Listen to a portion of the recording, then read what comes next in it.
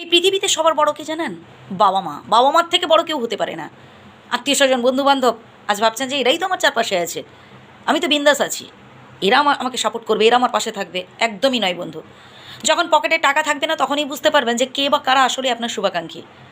এখন আপনার হয়তো সুসময় চলছে, এখন আপনার রোজগার ভালো আছে, ইনকাম ভালো আছে, কত বন্ধু বান্ধব আপনার চারপাশে ঘুরঘুর করছে, কিন্তু বাড়িতে যখন দেখবেন কেউ হয়তো অসুস্থ হয়ে পড়েছে, বাড়িতে হয়তো কেউ হাসপাতালে ভর্তি আছে, বা আপনিও স্বয়ং হয়তো হাসপাতালে ভর্তি আছেন, আপনার খুব কঠিন পরিস্থিতি চলছে, তখন দেখবেন খুব কমজন আপনার খবরাখবর নেবে।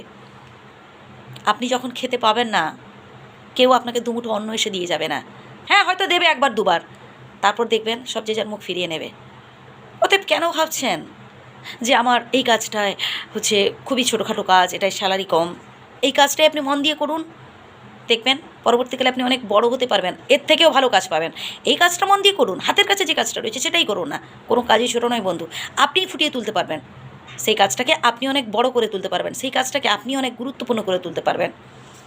কঠিন পরিশ্রম করতে হবে। যে স্বপ্নগুলো একটা সময় আপনি দেখেছিলেন, সেই স্বপ্নকে বাস্তবায়িত করতে গেলে আপনার মধ্যে একটা লড়াকু মন থাকা দরকার, আপনার মধ্যে জেদ থাকা দরকার, তবেই তো আপনি সামনের দিকে এগিয়ে যেতে পারবেন। সফল হতে গেলে আপনার মধ্যে জেদ থাকতে হবে। এই পৃথিবীতে যারাই সফল হয়েছেন তাদের অনেক কষ্ট করে কিন্তু এই জায়গায় আসতে হয়েছে, অতএব আপনাকেও কষ্ট করতে হবে। চেষ্টা করুন। আর সমালোচনা, নিন্দা, সে আপনি যত ভালোই কাজ করুন না কেন, আপনার পেছনে লোকে সমালোচনা করবে।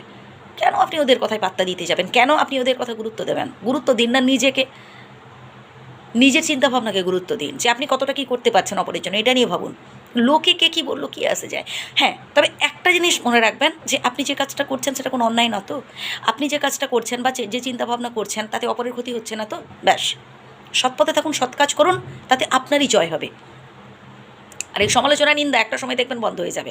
কারণ যারা সমালোচক তারা কাউকে না কাউকে পেয়ে যায়। মানে আজকে হয়তো আপনার সমালোচনা করছে, দেখবেন কালকে অন্য কারো সমালোচনা করছে, আপনাকে ছেড়ে দিয়ে অন্য আরেকজনকে ধরেছে।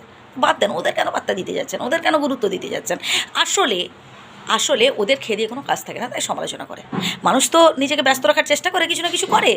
তো আপনি যেমন ভালো ভালো কাজ করছেন, ভালো ভালো চিন্তাভাবনা করছেন, মানুষের উপকার করার চেষ্টা করছেন, নিজেকে ডেভেলপ করার চেষ্টা করছেন, তো ওরা কি করে? ওরা সমালোচনা করে। ওরা কিছু গ্রুপ তৈরি করে ফেলে, দিয়ে নিজেদের মধ্যে সমালোচনা করে। আর যদি আপনি ভালো কিছু তো করেন, ভালো কিছু অ্যাচিভ করার চেষ্টা করেন, যদি ভালো কিছু ভাবছেন যে না মানুষের উপকার করব, কি আমি এমন কিছু করব যাতে সবার ভালো হয়, তারা দেখবেন আপনার সমালোচনা বেশি হবে। তো এদের জাস্ট ইগনোর করতে হবে। হ্যাঁ বন্ধু, আর সামনের দিকে এগিয়ে যেতে হবে। বাধা আসবে, বিপত্তি আসবে, ভয় পেলে চলবে নাকি? না, ভয় পেলে চলবে না। আপনাকে কি বললাম, সামনের দিকে এগিয়ে যেতে হবে, কঠিন পরিশ্রম করতে হবে, তবেই জিততে পারবেন, তবেই আপনি আপনার লক্ষ্যে পৌঁছতে পারবেন। ভালো থাকবেন। যদি ভুল বলে থাকে ক্ষমা করবেন, কিন্তু যে কথাগুলো বললাম আবারও প্রথম থেকে শুনুন, আশা করি উপকৃত হবেন।